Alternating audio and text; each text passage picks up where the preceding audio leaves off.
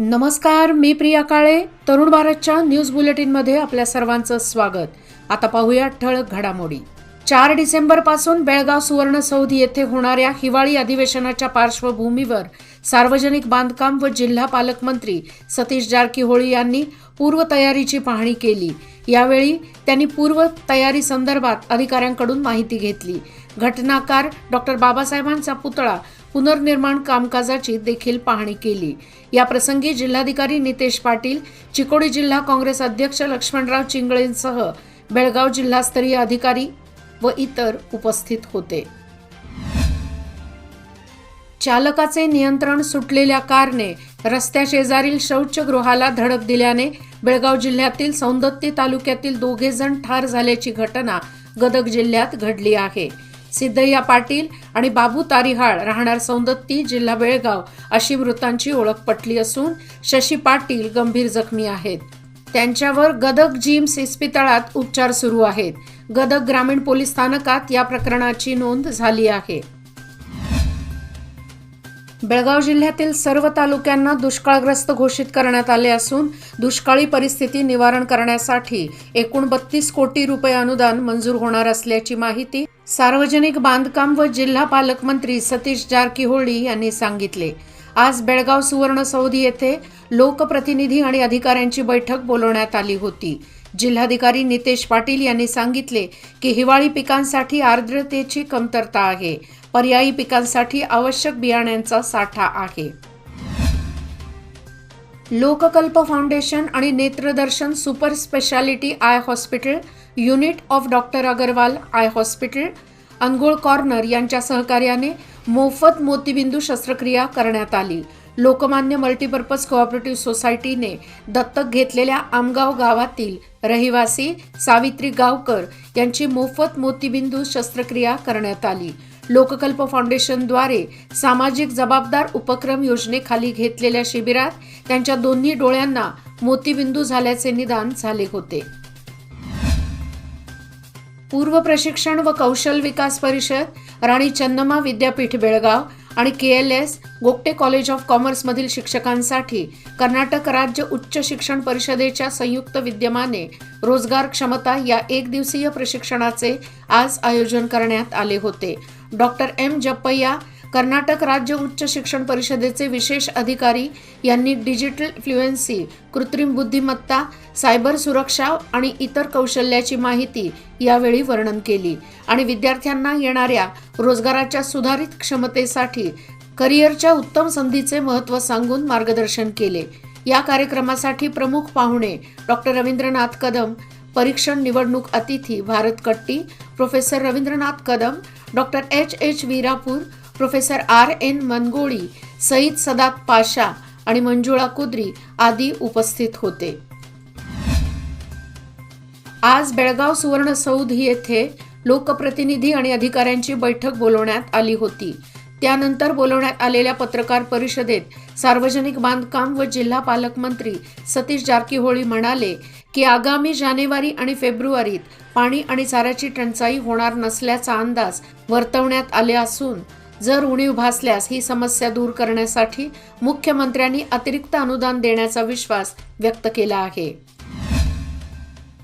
17 November 2012 हा दिवस मराठी माणूस कधीही विसरू शकत नाही, कारण याच दिवशी हिंदू हृदय सम्राट बाळासाहेब ठाकरे यांनी जगाचा निरोप घेतला. त्यानंतर प्रत्येक वर्षी या दिवशी त्यांच्या स्मृतींना उजाळा दिला जातो. तसंच बाळासाहेब ठाकरे हे एखाद्या वलयाप्रमाणे आजही सीमा भागाच्या प्रत्येक मराठी माणसाच्या मनामध्ये त्यांचं स्थान राखून आहेत. आज बाळासाहेबांच्या प्रतिमेचे पूजन उपजिल्हा प्रमुख बंडू केरवाडकर, उपशहर प्रमुख राजू तुडियेकर यांच्या हस्ते छत्रपती श्री शिवाजी महाराज यांच्या मूर्तीचे पूजन करून त्यांना अभिवादन करण्यात आले.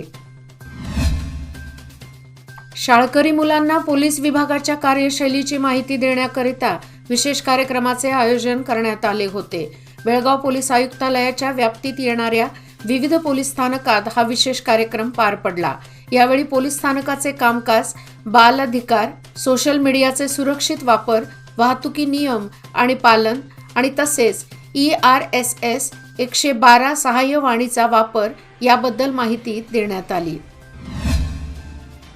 बेळगाव शहरातील कुमार गंधर्व रंगमंदिरात बेळगाव जिल्हा पंचायत आणि NRLM योजनेच्या संयुक्त विद्यमाने महिला व विशेष मुलांकरिता सेल्को NGOच्या सहयोगाने ही एक दिवसीय कार्यशाळा पार पडली। जिल्हा पंचायत मुख्य कार्यकारी अधिकारी हर्षल भोयर यांच्या हस्ते या कार्यशाळेचे उद्घाटन करण्यात आले। या प्रसंगी जिल्हास्तरीय अधिकारी आणि कर्मचारी उपस्थित होते।